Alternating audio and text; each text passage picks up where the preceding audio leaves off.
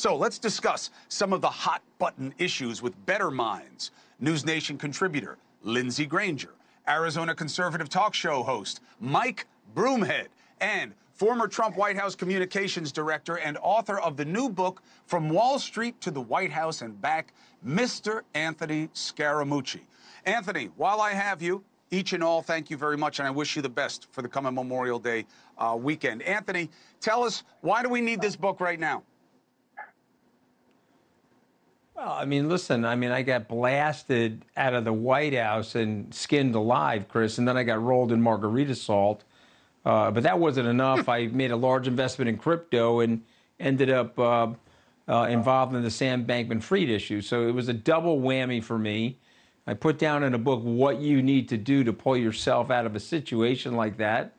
And I appreciate you being there for me, Chris, and endorsing the back of the book.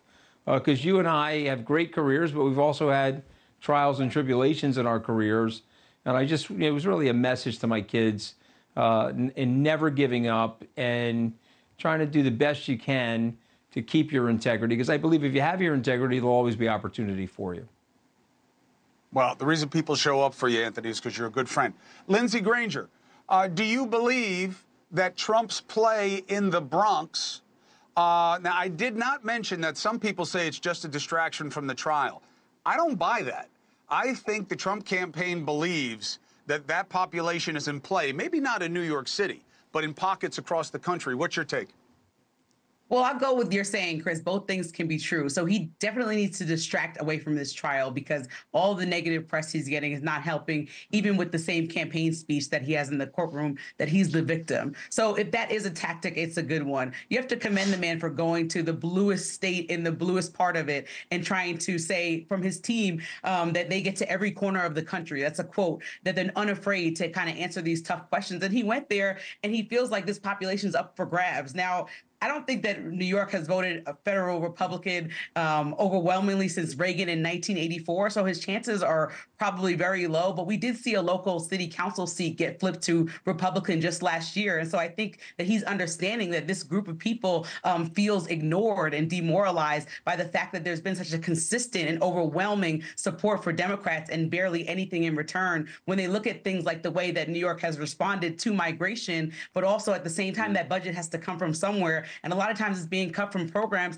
that are being directly affected or affecting people of color. And so that's a real conversation to have. Even if they're not taking jobs, like you said earlier, it's still a conversation about being neglected and not being given the same support and care that some other groups are when they are the most loyal voting bloc for Democrats. Smart. I agree. Mike, let me bring you in here. First of all, will you tell people that Broomhead is not my nickname for you? I got all these emails the last time you were on that I shouldn't be calling you that. And you could probably smack me around. I was like, first of all, he could smack me around, and that's really his name. Mike, what's your take on the move in the polls from 9 to 22%? Just a snapshot of a moment in time, but what do you think's moving the needle?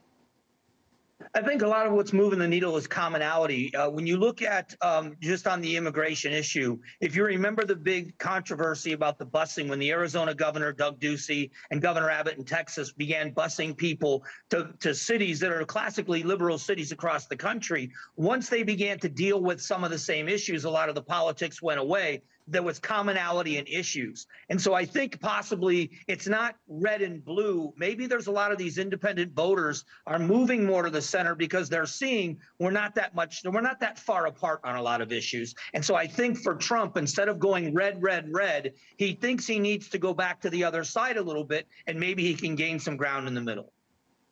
Look, you and I share that. Actually, go ahead, Lindsey. I would say this is not a local issue just for the Bronx. I think it's a bigger federal issue. Almost 80% of Black people vote Democratic in every single election. And I think that it's remiss of the party to do things like what Biden did when he was on the campaign trail last time and go to Charlemagne the God's The Breakfast Club show and say, you ain't Black if you don't vote for me. I think people are exhausted. And so this voting block is actually up for grabs because they feel like no one cares and they're not being heard. And I think that's a valid take.